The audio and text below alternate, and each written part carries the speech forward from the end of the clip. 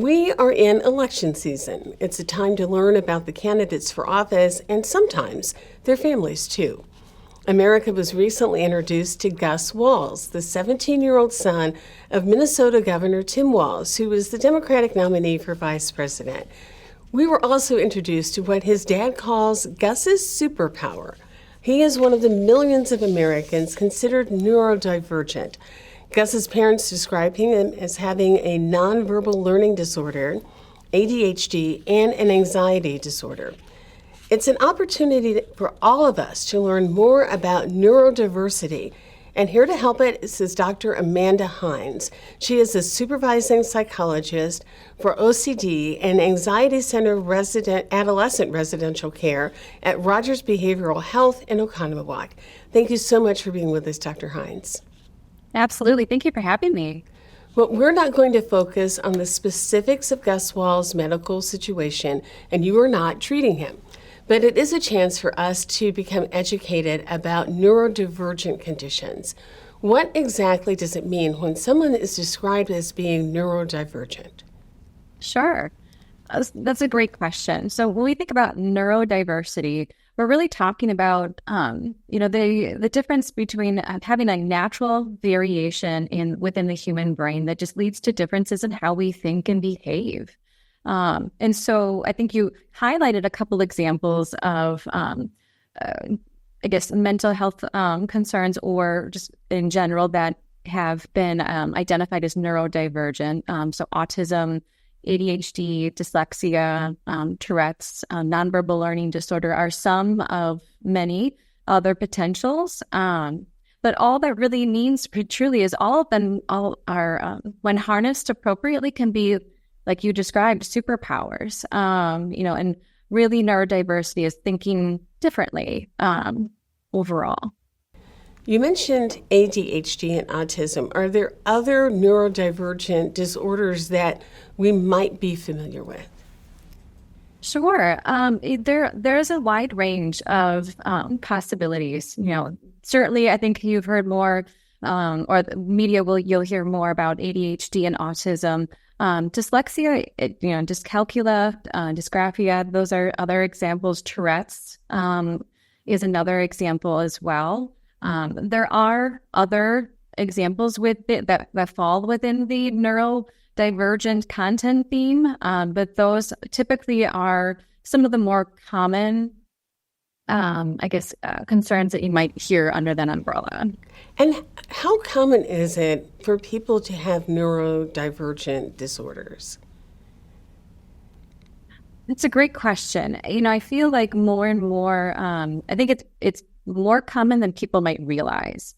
And I think why I say that it's more common than people may realize is because I think many, when we also think of neurodiversity, it's each clinical concern has its own continuum in and of itself. So if we think of ADHD, for example, ADHD within and of itself has its own continuum of functioning, and similarly with autism. So someone could be very high functioning and to the point of you may not even recognize, outside of a couple of subtleties, that there could be anything that unique that you wouldn't have known before. And then there could be on the other side of the continuum, very, very clear, significant deficits. And so many fall within a wide range of a continuum. And so it's really about learning how each of us learn, and how do we support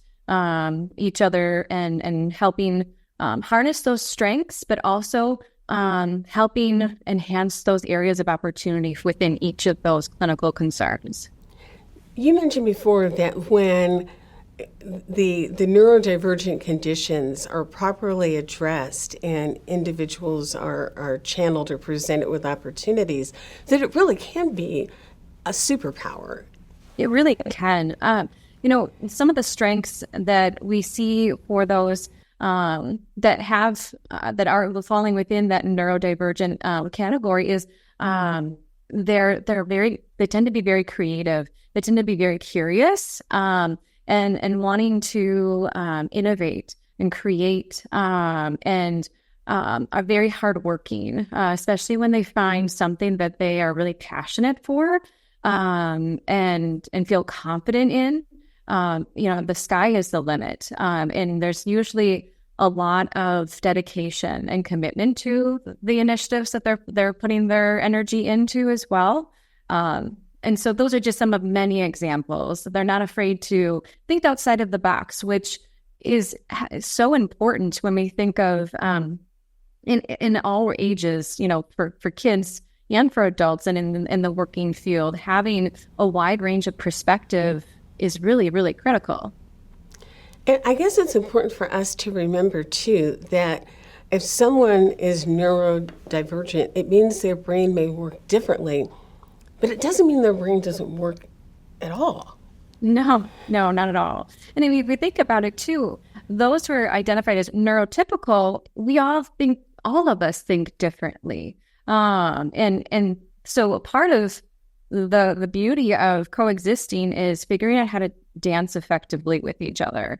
If we think about how team sports or activities work, if you're for youth growing up too, a lot of what we learn in whether it's a play or again a team sport that you're on is how do you work cohesively together. And a part of doing that is learning how where each other's strengths and where do I struggle a little bit more, and how can we support each other so that we can be a strong unit cohesively.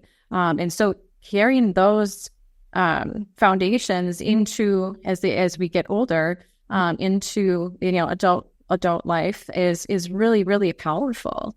But it's just really figuring out how do we all maximize each other's strengths. But it also comes with being vulnerable and having conversations with each other about here's things that I know about myself that I think I work best this way, and sometimes that's possible to work around, and if it's not, then again talking about how could we meet in the middle if it's possible.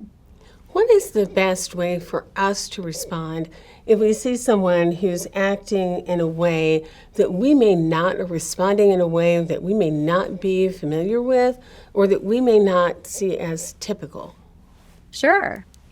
I think the best thing that anyone can do is, first, it's important to know ourselves. And if you're unsure of what to do, always seeking out support, maybe from someone whom you feel like could know better, is okay too. But also, if the biggest thing I would say in that moment would be seek to understand, from a curiosity standpoint, just because how something looks doesn't always mean that that's what it is. And so if you approach a conversation from a curiosity standpoint, I noticed, you were doing something with these papers over here and just maybe looking like you were looking for something. Is there anything I can do to help right now?